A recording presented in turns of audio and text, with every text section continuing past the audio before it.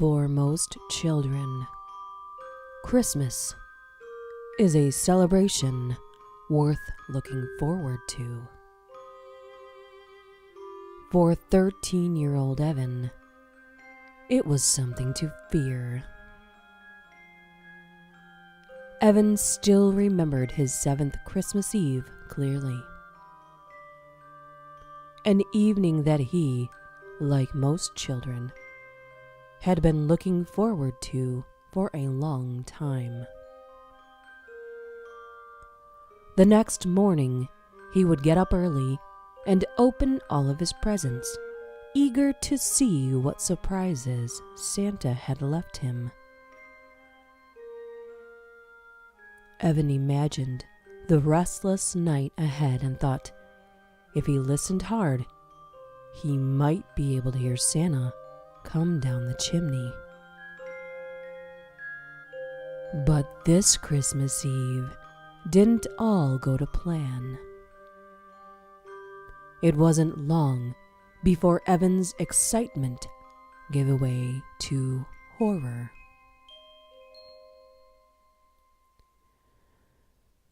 Mother had insisted that Santa wouldn't come if Evan stayed up late, and she had just began sending him off to bed when Evan was distracted by a loud, muffled thump on the roof. It seemed to be coming from directly above the fireplace. It was just like in the book, Night Before Christmas. You know the line. There arose such a clatter. And even Evan approached the chimney to see what was the matter. Was it now that Santa had decided to make an appearance? Ash was falling from the nooks and crannies of the chimney to the bottom of the fireplace, sending out charcoal smoke and a burnt smell. Something or someone had to be disturbing the ash. Evan was alone. Who else went down the chimney at this time on Christmas Eve?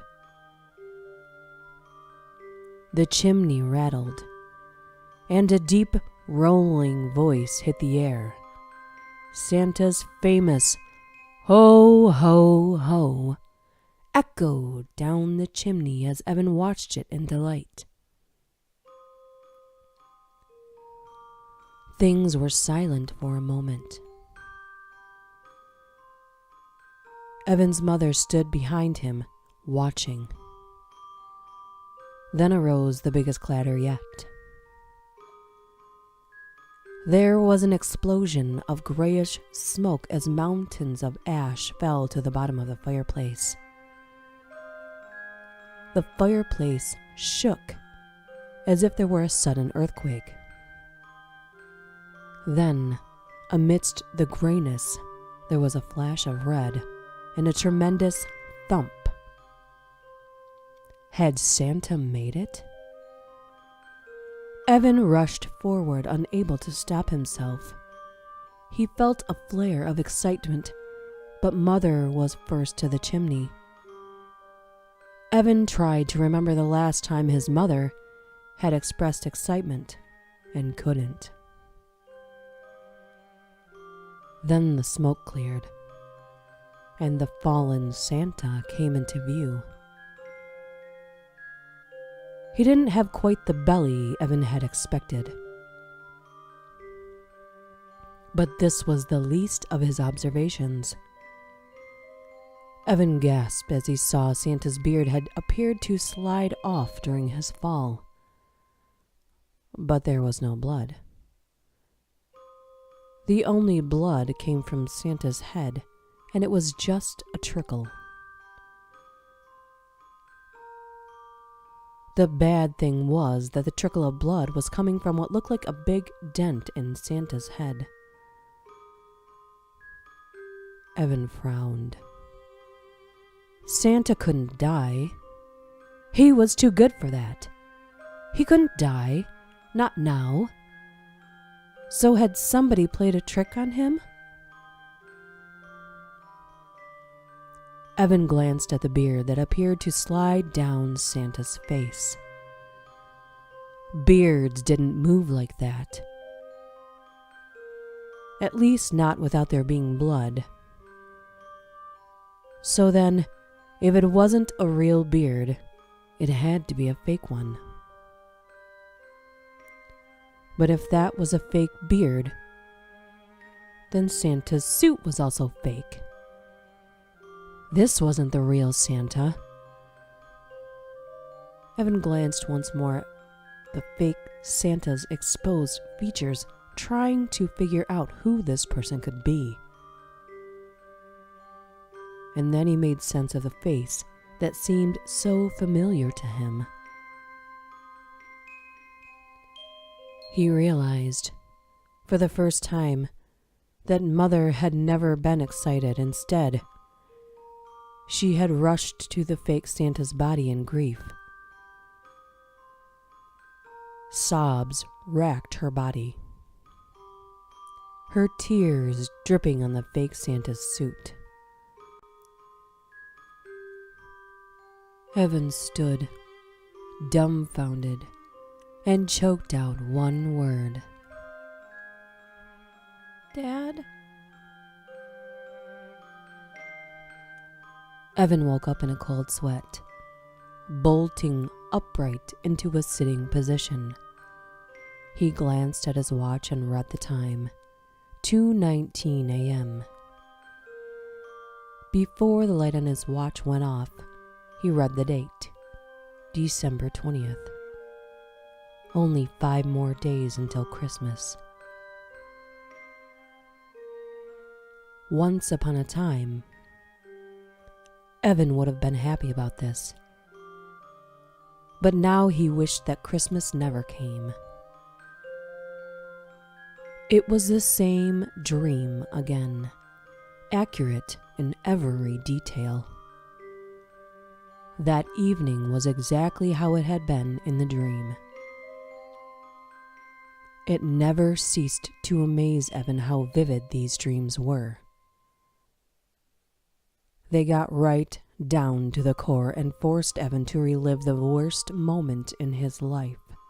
Those goddamn nightmares. They got worse around Christmas. He would dream of that fateful evening his father slipped and fell down the chimney, smashing his skull in on the way down. Or he would dream of those claws, those razor-sharp strips of polished bone, weapons that would slice through him like butter if they gave so much as a flick.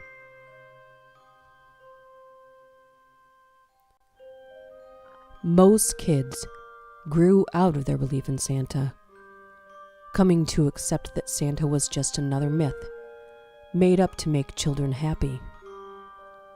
But Evan hadn't grown out of it.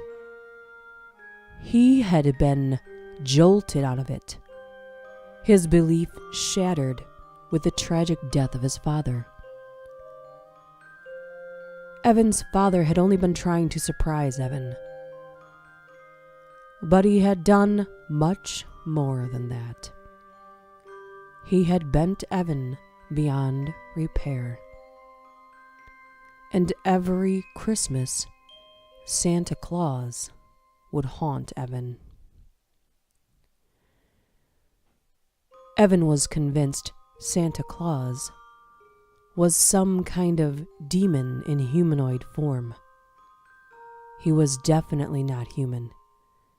He was a supernatural entity of sorts, but Evan had always thought of him as a demon. Santa Claus had been in Evan's life ever since his father died, and though he was mostly absent during the year, he would come back around November, maybe late October. When it got closer to Christmas, well, he would become more persistent then. There were the nightmares for one thing, and the visions. And Evan had no shortage of seizures around Christmas time, when Santa Claus was at his worst. Sometimes, Evan had panic attacks that seemed to come from nowhere, and there was no doubt who had caused them.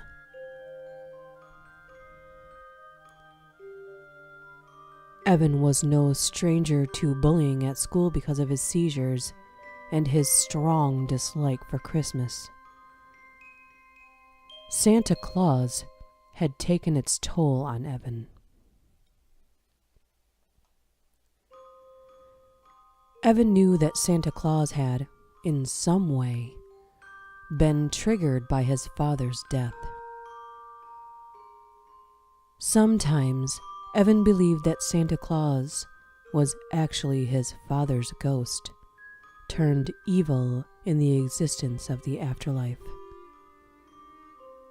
Evan wasn't one to believe in the supernatural, but Santa Claus had changed his mind about a lot of things.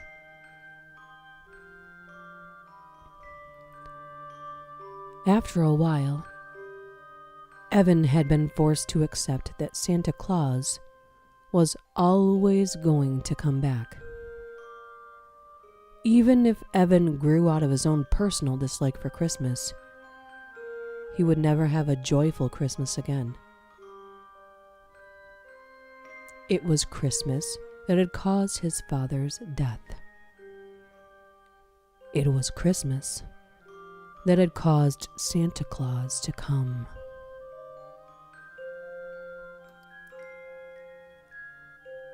Evan's head flopped back on his pillow. School had finished weeks before, but Evan was still dreading the next day, and every day to come until Christmas. What Evan was looking forward to was the absence of Santa Claus.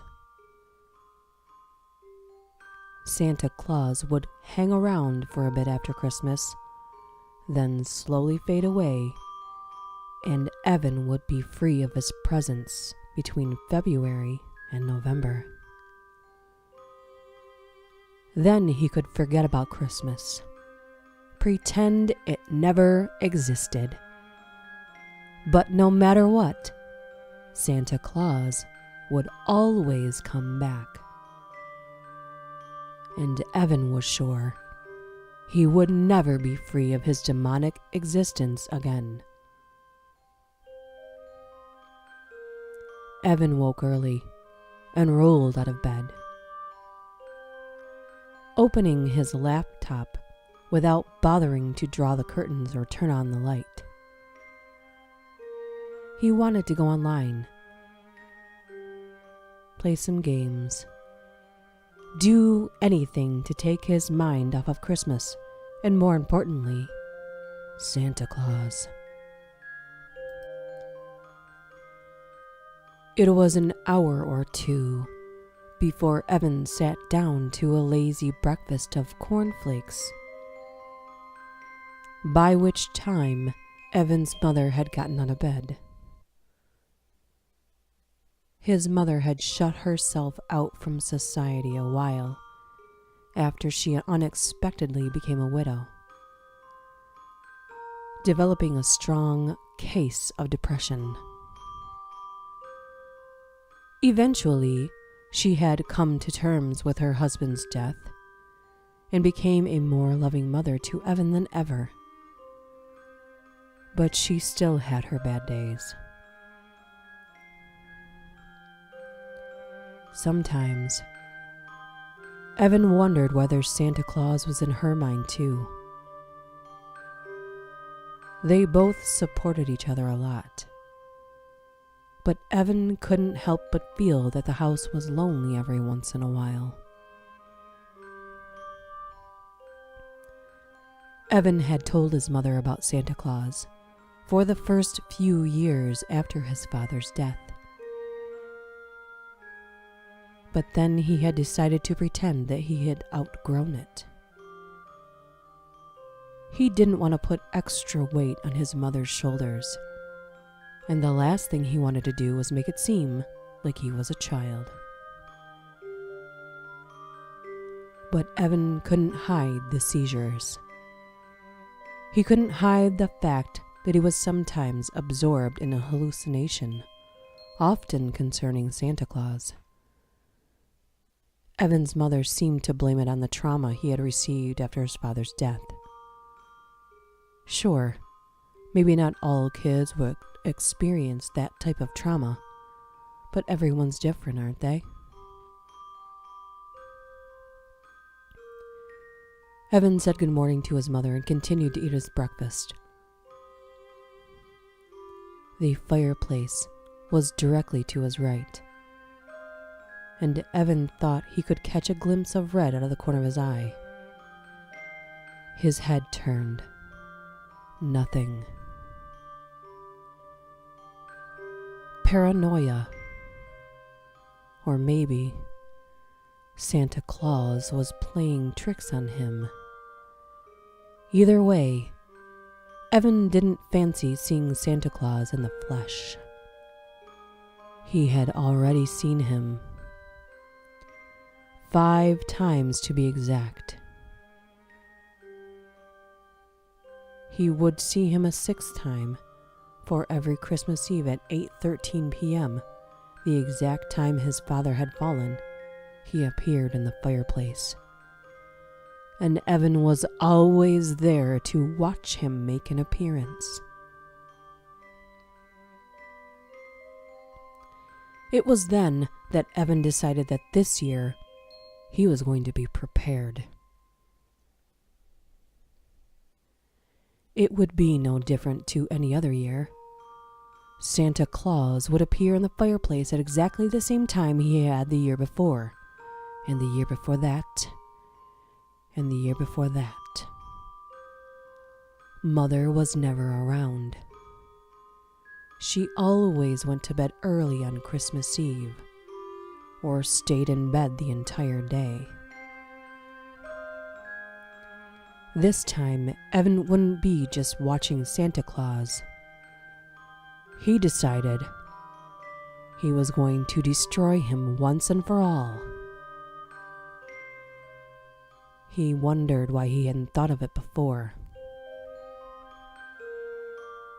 That day, Evan confined himself to the safety of his home, or more specifically, his bedroom.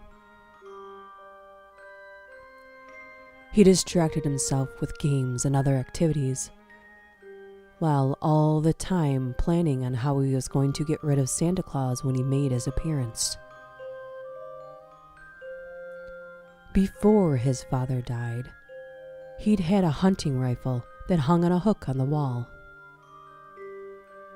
After his death, it had been hidden away inside his wardrobe, which was, of course, in the bedroom where his mother slept. A gun was Evan's closest shot, and it was the only thing he could think of that might kill Santa Claus.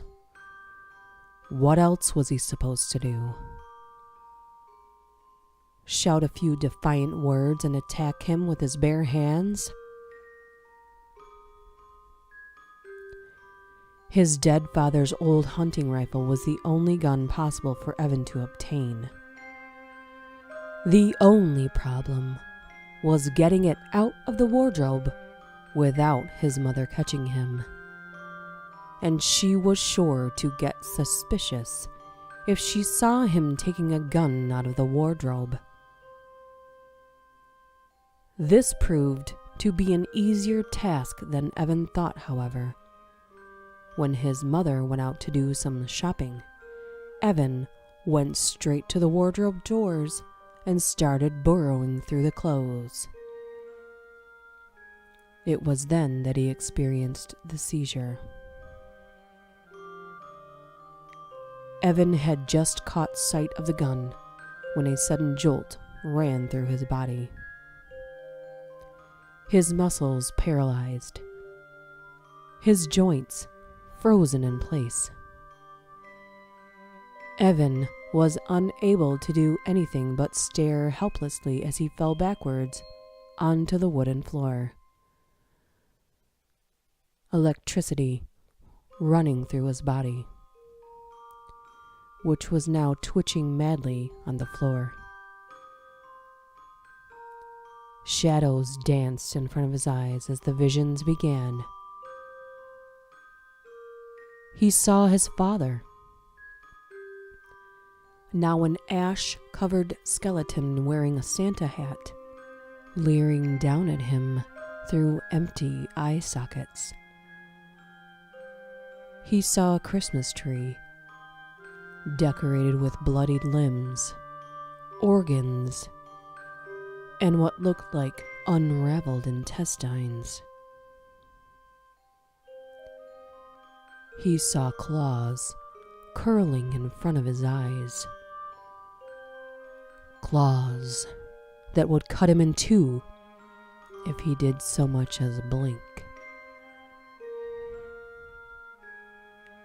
Evan came to just as he heard the car pulling into the driveway. Frantically, his eyes darted around, searching for the hunting rifle. Something thin and black poking out from a pile of clothes caught his eye.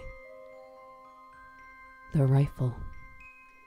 He snatched it up and bolted toward his room, not remembering to close the wardrobe door. He had just reached his bedroom when Mother opened the front door.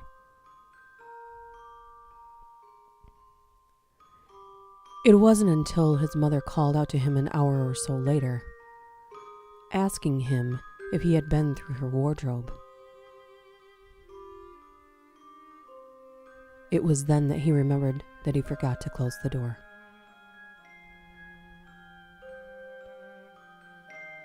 He told her he was looking for a jacket because it was cold outside. His mother accepted his answer and did not pursue the subject any longer.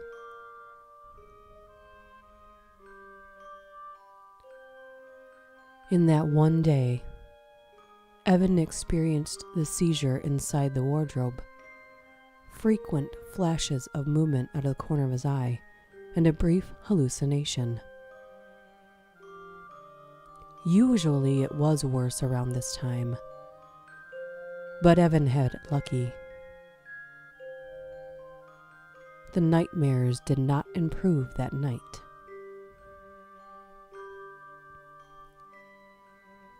The next day, Evan realized he had no bullets for the rifle. He had forgotten to find some in his panic to get out of his mother's room before she saw him. His mother didn't go out that day, but Evan decided to look through the wardrobe anyway, and if asked, he'd reply with the same answer as yesterday. After digging around, he found 3 stray bullets hidden in a corner of the wardrobe in a plastic casing. This time, he didn't forget to close the wardrobe door. He put the bullets in his pocket in case his mother should enter the hallway, but she didn't. The plan was looking successful. That day, Santa Claus talked to Evan. The words were spoken inside Evan's head, but Evan knew well who they belonged to. Evan found he couldn't remember most of the speech afterwards, but knew it had something to do with his plan to kill him. Of course, Santa Claus could get inside Evan's head, so why shouldn't he be able to read Evan's thoughts?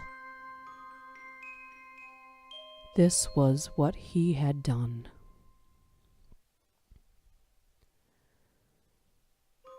Still, Evan wasn't prepared to give up so quickly.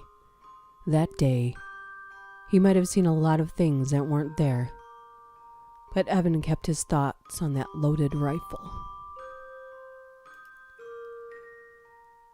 22nd of December. Evan not only heard Santa Claus and experienced his visions, but now also felt Santa Claus on his own flesh. At one point, it felt like a cat was running its claws across his arm, but no one was there. That didn't stop the blood from flowing. When his mother asked him what had happened to his arm, he said that their cat had scratched him. His mother didn't notice the seizures and hallucinations, simply because Evan confined himself to his room all day. It was a pitiful existence, but Evan knew he had to do it to avoid suspicion. His mother blamed it on what had happened with his father, relating it to a past trauma and, as a consequence, feeling the need to shut himself away from the experience he had related it to. Evan had no problem with this. The 23rd passed quickly, but the 24th was the worst day he had experienced so far. He spent much of his time being tormented by the demonic presence of Santa Claus. His frightening messages ringing in his ears. At one point, his mother walked in his room while he was having a seizure on his bed. But he was able to avoid suspicion by saying he was in the middle of a nightmare. Time dragged on, as Evan became more and more tormented. Evan's mother went to bed early, as she normally did on Christmas Eve. This left Evan 2 more hours until Santa Claus made an appearance. Every past year, Evan had been at the fireplace at 8:13. But this was because Santa Claus had willed him to be there. He had felt his legs move and had been unable to stop them. Santa Claus wanted Evan to be there to see him in the flesh. This was why Evan made sure he had the rifle clutched tightly in his hand before the time came. He glanced at his watch nervously. No, he was past nervous. He was terrified. 8:13 came, and nothing happened. But at the 22nd mark, he felt his legs moving down the hallway toward the lounge. His hands opened the lounge door. He approached the fireplace. The curtains were drawn. The lights were out. It was dark, and Evan could see nothing with the exception of Santa Claus at the fireplace. Evan could see the outline of a Santa hat on his head,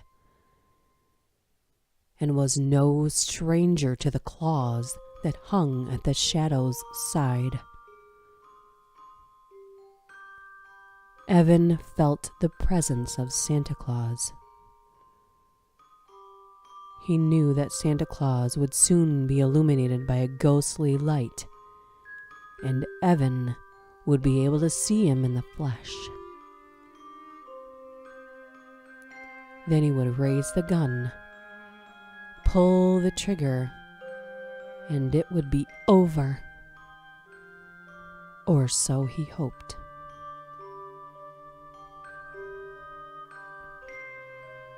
Evan stood there for what seemed like forever. Then the empty, bleeding eye sockets came into view. That white, almost transparent skin. The sharp, bloodied set of teeth that showed from behind slimy lips. The tattered Santa suit smeared with the blood of innocent victims. And worst of all, the long, knife-sharp set of claws that hung at each side. Evan stood paralyzed with fear as Santa Claus grinned and raised his hands toward him. Evan was unable to move, unable to do anything but watch as the claws came closer and closer to reaching him. It was too late to shoot now. It was all over. But as Evan stood frozen, his muscles stiffened and his finger tightened around the trigger. There was a terrific bang and a blinding flash of light. Then the world faded to black.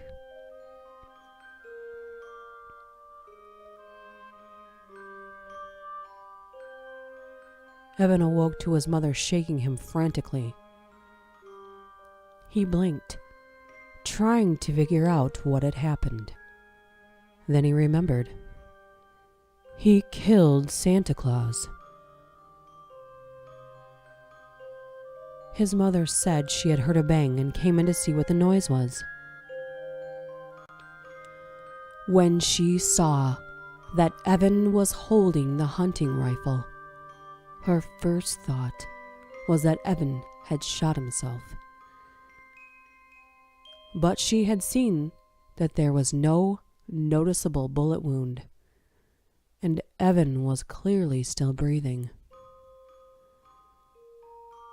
Evan was exhausted, but too happy to comment. His face broke into a smile. "I did it," he whispered. His mother looked concerned. "You're not well, Evan. You're going to a doctor as soon as possible. I'm worried about you." Evan babbled. "I killed Santa Claus," completely oblivious to his mother's concerns. He was overcome with the joy that Santa Claus would no longer be in his life. "I'm not just worried about you, Evan.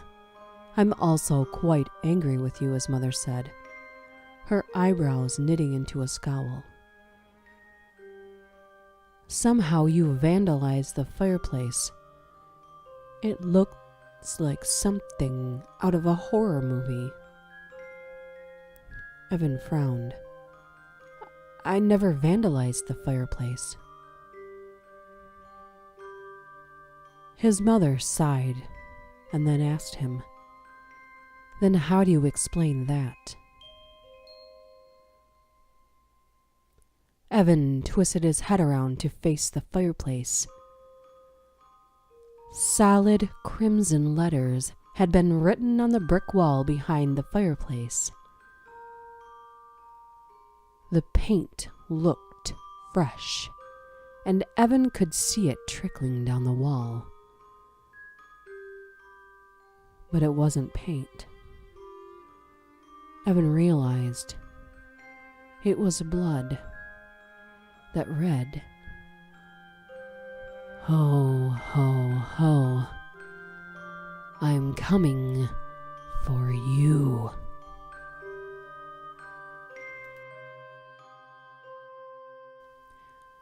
Well now, boys and girls, wasn't that delightful? Something to look forward to indeed. I hope you enjoyed this, and if you do, please hit that like button and subscribe. I don't want you to miss out on all these glorious holiday stories and all the other ones I plan on entertaining you with all year. I'm not trying to tell you what to do with your life or anything. Or am I? Until next time, ho, ho, ho.